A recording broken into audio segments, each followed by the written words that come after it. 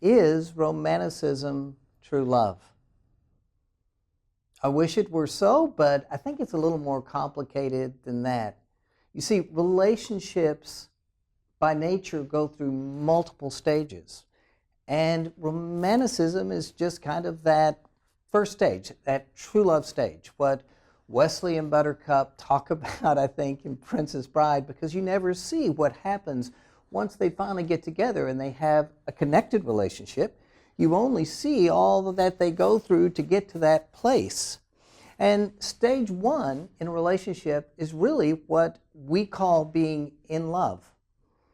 And so often I hear people, when they get into affairs, say, I love you, but I'm not in love with you, which is actually pretty much the state of stage 2 and stage 3 relationships.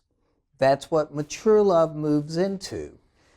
Stage 1 love, what we long for, is really about infatuation and obsession and being smitten by another person. And it may sound shocking to you, but in reality, when we're in love, we're really on drugs, androgynous drugs, dopamine, noradrenaline. When dopamine and noradrenaline are in charge, we lose our judgment, because by nature that first stage of love is about mating. All that our brain wants us to do at that stage is procreate, and logic isn't part of that process. So when dopamine kicks in, because that's the pleasure neurochemical, it makes us interested.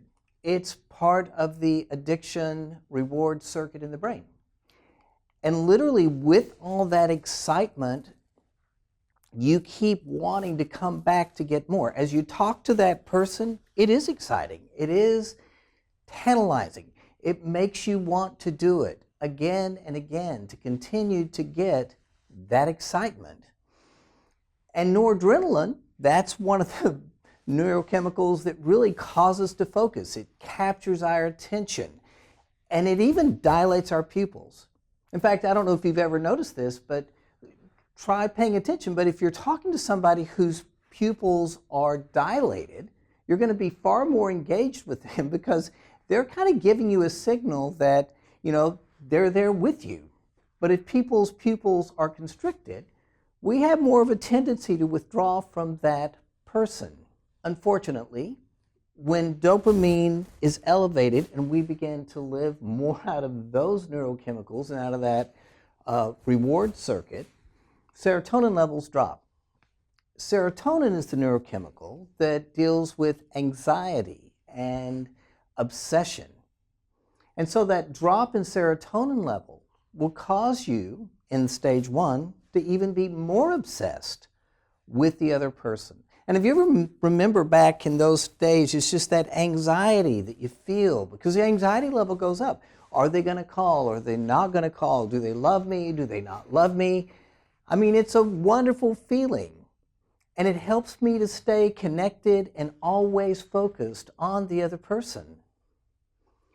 But because of that excitement, and because our deep brain is working so hard at getting us to connect with that other person, we're really not considering whether or not that person is a good long-term relationship choice.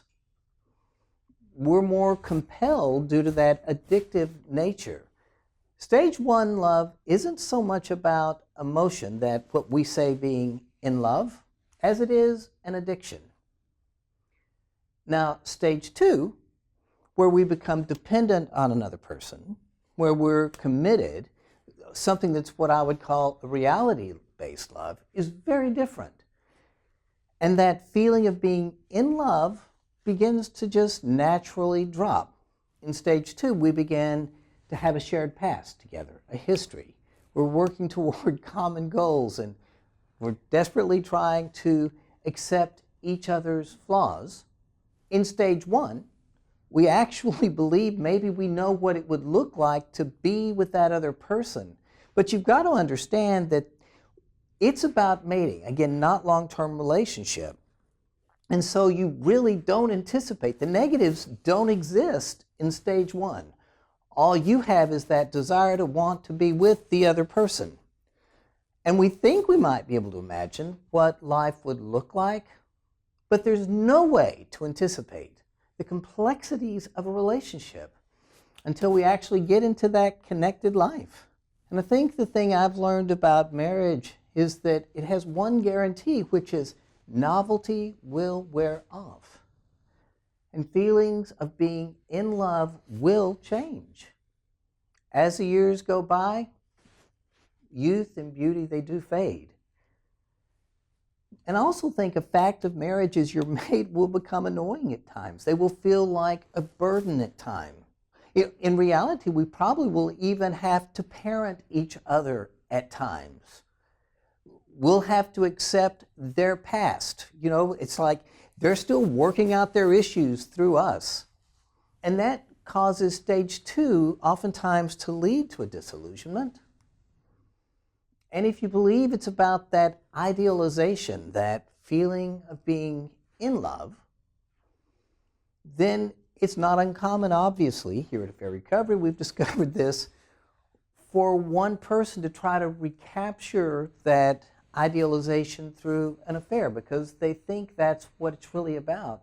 But they never realized that life was about growing together, and it was about, at times, your mate being a burden, and it doesn't always turn out as you expected.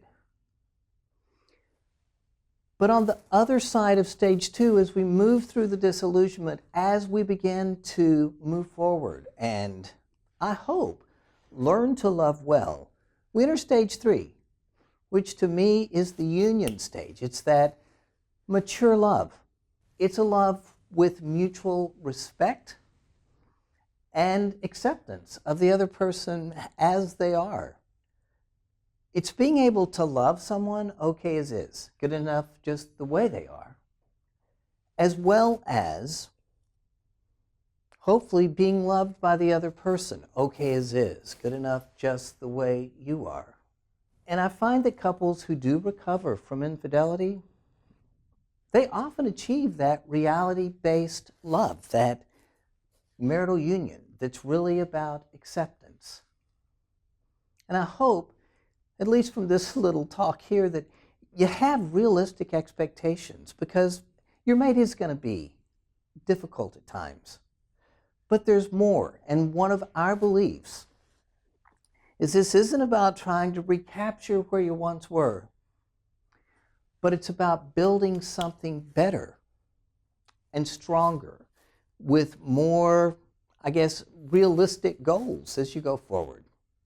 And in that, I just wish you the best to healing.